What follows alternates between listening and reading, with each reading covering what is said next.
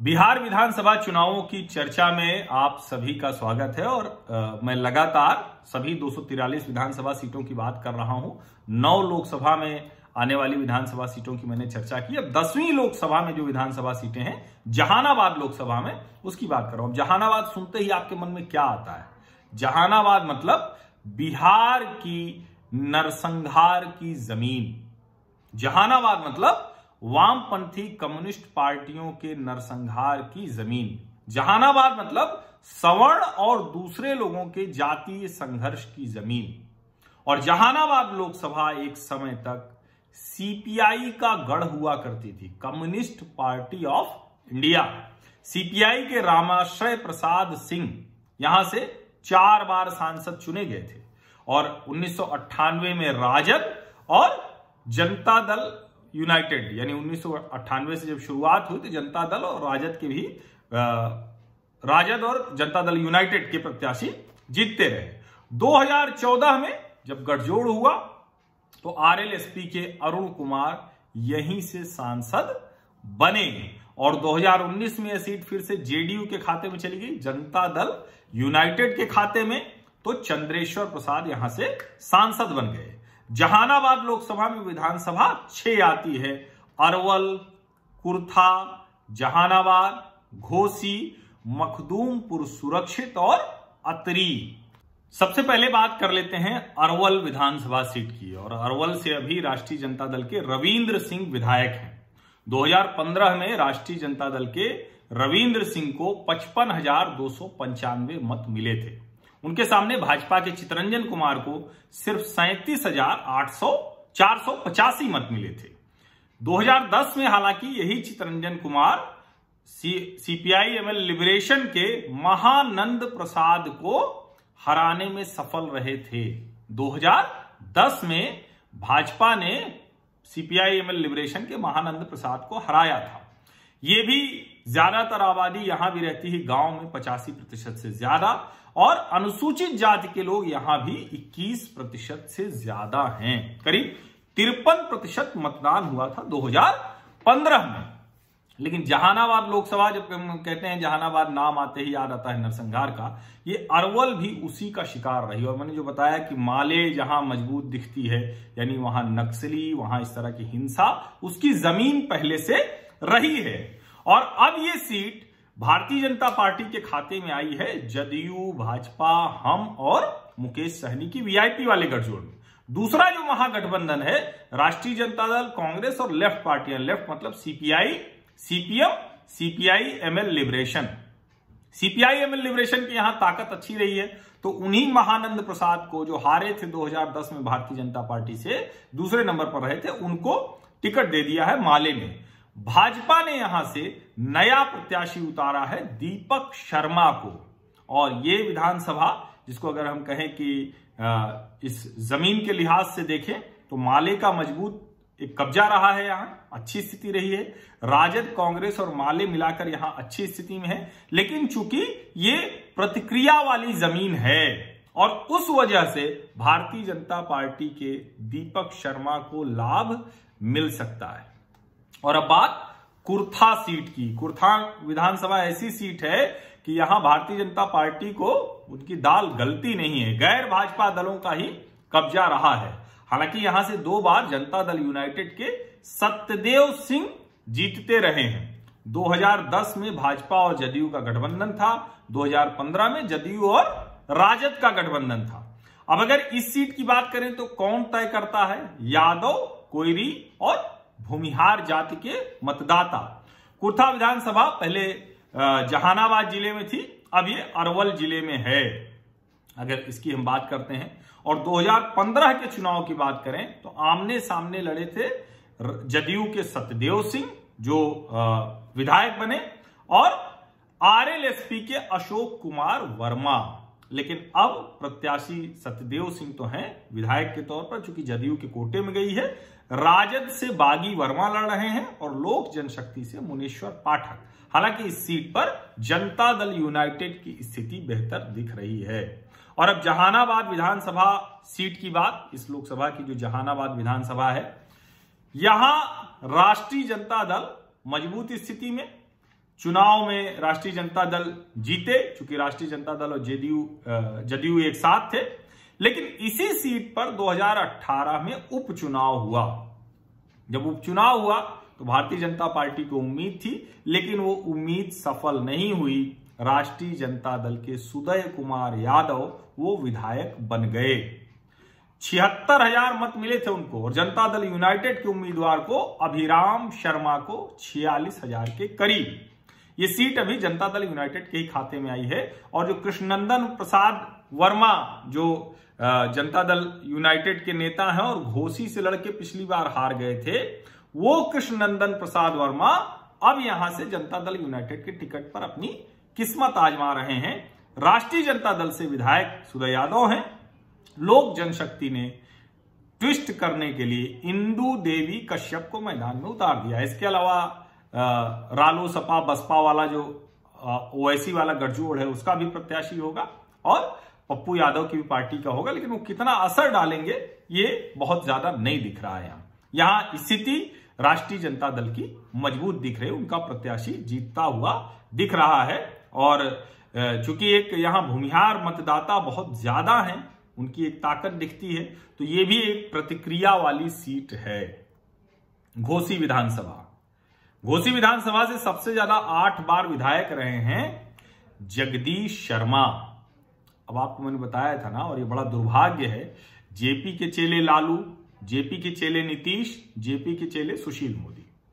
बिहार की राजनीति में अभी भी 50% से ज्यादा लोग वो जयप्रकाश नारायण के संपूर्ण क्रांति के आह्वान के रास्ते चले थे, जिसने इंदिरा गांधी की सत्ता पलट दी थी, तख्ता पलट हो गया था। उसकी शुरुआत हुई थी गुजरात में, गुजरात नवनिर्माण आंदोलन से। वो भी एक छोटी सी मेस की, जो छात्रावासों की कैंटीन होती है ना, उस कैंटीन में खाने को लेकर हुआ था। वो आंदोलन बढ़ा, गुजरात से वो बढ़ा, उसमें अखिल भारतीय विद्यार्थी परिषद ने बहुत महत्वपूर्ण भूमिका अदा की, और बाद में सबने तय किया कि एक कोई नेता होना चाहिए।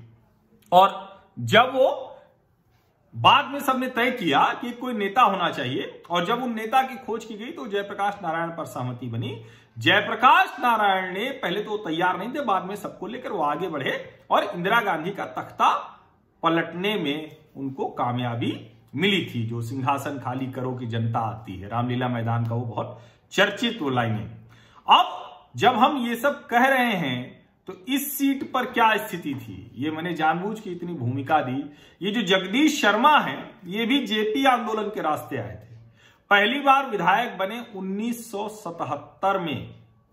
बाद में क्या हुआ, चारा घोटाले के आरोपी लालू प्रसाद यादव के साथ ये भी दोषी पाए गए, और जगदीश शर्मा इस विधानसभा से 8 बार विधायक रहे हैं, सबसे ज्यादा।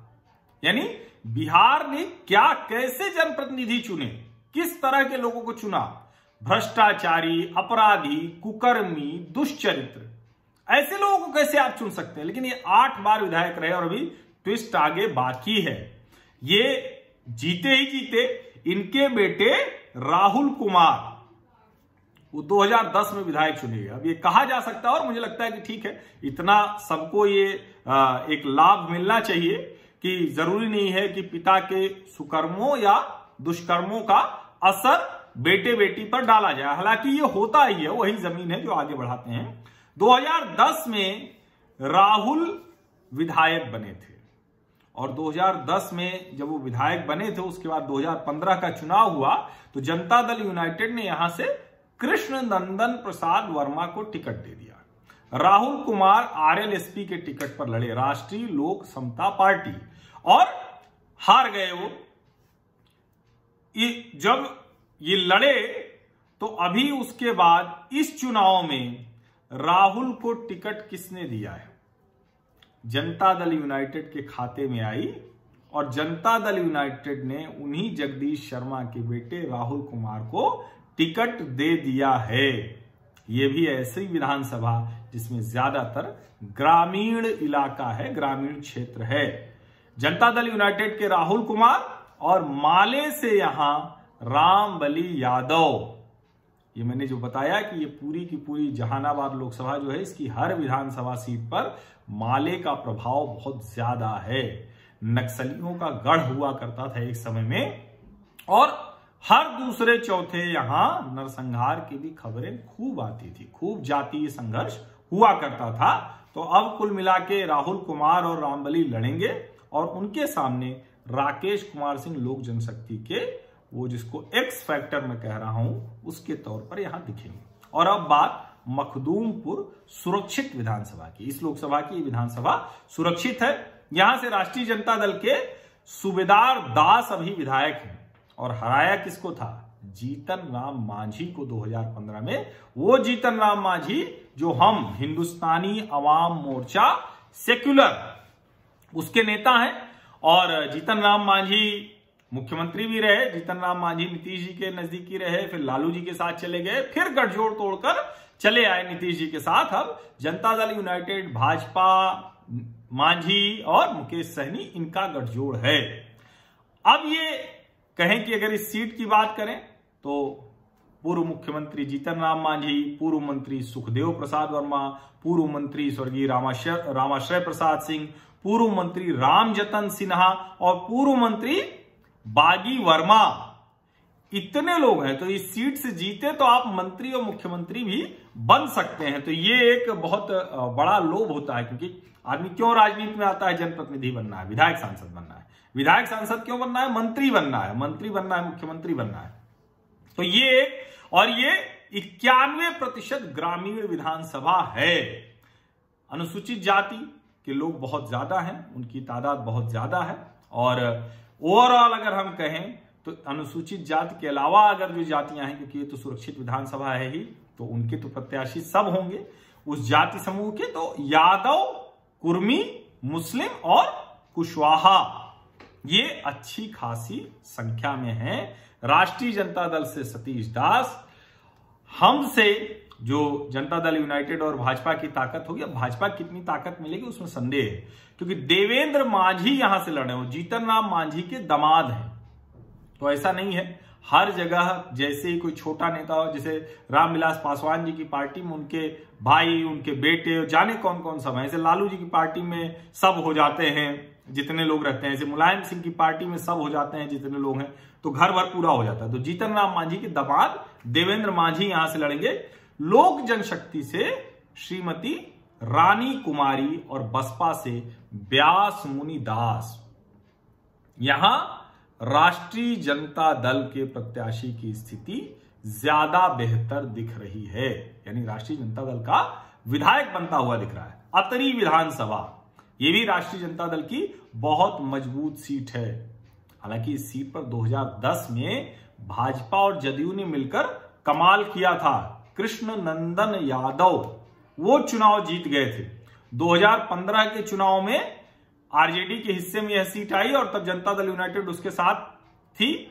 तो कुंती देवी यादव यहां से विधायक बन गई।